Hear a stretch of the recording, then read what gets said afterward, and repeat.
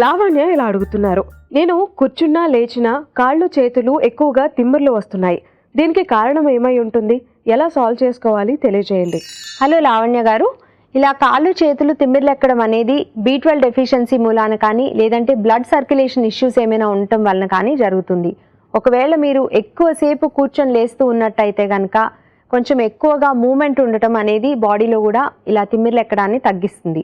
B12 deficiency ఉన్నట్టయితే కనుక B12 లెవెల్స్ని బట్టి అవసరమైతే ఇంజెక్షన్స్ తీసుకోవటము, సప్లిమెంట్స్ తీసుకోవటము, లేదంటే డయట్లో B12 రిచ్ ఫుడ్స్ అయినటువంటి యానిమల్ బేస్డ్ ప్రోడక్ట్స్ అయిన meet, chicken, egg, liver and milk products తీసుకోవడం ద్వారా కూడా కొంతవరకు ఈ సమస్యను అధిగమించవచ్చు.